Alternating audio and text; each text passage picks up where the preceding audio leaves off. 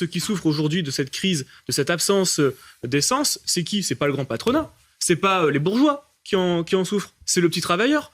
C'est ceux que vous avez été rencontrés il y a quelques minutes à la station essence. Ce sont les infirmières libérales qui peuvent pas aller faire les piqûres aux patients dans les campagnes. C'est les parents qui vont conduire leurs gamins à l'école, qui peuvent pas aller emmener la petite faire son cours de danse. C'est ceux et ils qui souffrent sont... aussi parce qu'ils peuvent pas payer. Ils peuvent pas justement faire leur plein parce que c'est devenu trop cher. Parce que Total ne raquette pas que les salariés.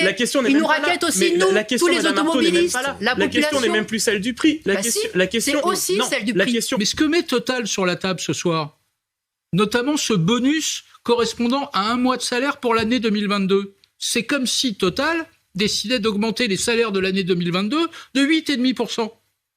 Donc, en réalité, ils ne sont pas si loin. Ils sont pas très loin des 10%. Mais absolument. Et donc, la question qu'on est en droit de se poser, c'est pourquoi avoir attendu 23 jours et la galère qu'on est tous en train de connaître pour mettre ces sujets-là sur la table. C'est une prime, c'est pas l'augmentation du salaire de base. Parce que l'année prochaine, il n'y aura pas de prime. Et parce que le salaire de base, c'est aussi les cotisations. Après, tout le monde pleure. Oh, les caisses de retraite sont vides. Les caisses de retraite sont vides. Mais pourquoi les caisses de retraite sont-elles vides? Parce que ça fait des années et des années qu'il n'y a pas d'augmentation sur les salaires de base. Et le patronat s'en sort toujours comme ça, avec une petite prime. Total propose 6% Mais c'est pour 2023. même pas l'équivalent de l'inflation. Non, mais il faut... Vous choque les réquisitions?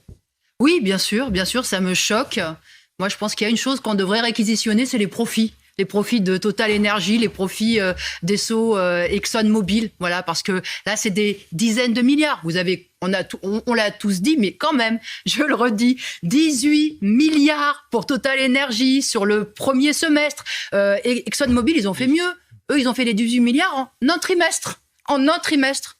Et vous voyez, les revendications des salariés, c'est simplement de dire nos salaires doivent suivre les prix. Voilà. Franchement, c'est honteux. C'est honteux. C'est honteux de voir Total il faut augmenter refuser. Les salaires en fonction de l'inflation. Bien sûr. Mais partout alors. Mais bien sûr. Mais attendez, mais pourquoi? Jusqu'à 6%, 7%. Bien sûr. Pourquoi ce seraient les travailleurs, les salariés, ceux-là même dont tout le monde dit que de toute façon, ils sont déjà mal payés. Écoutez, on se souvient tous d'Emmanuel Macron.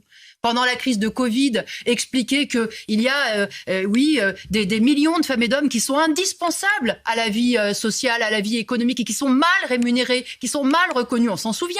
Est-ce que leurs salaires ont été augmentés? Non. Moi, ce que j'espère, c'est que cette grève, c'est un peu les hirondelles qui annoncent le printemps. Et qu'il y aura beaucoup de travailleurs dans beaucoup d'entreprises qui vont s'engouffrer dans la brèche parce que la question des salaires, c'est vraiment une question qui se pose pour tous. Vous appelez à la grève générale. Les salariés. Moi, j'appelle à ce qu'on se batte sur les salaires parce qu'à un moment donné, il faut dire stop. Non, mais se battre ou grève générale? Oui, il faut se battre. Non, mais donc, grève générale. Il faut trouver les moyens de se battre. Moi, j'espère qu'il y aura beaucoup de monde en grève la semaine prochaine. Grève générale, que le pays soit bloqué ou pas? Non, mais j'espère qu'on arrivera jusque-là. Voilà. Oui, j'espère qu'on arrivera jusqu'à faire cette grève générale parce qu'on sait que c'est dans ces moments-là qu'en effet, le grand patronat et le gouvernement sont obligés, en effet, de véritablement céder une partie de leur super profit là qui s'accumule à un pôle.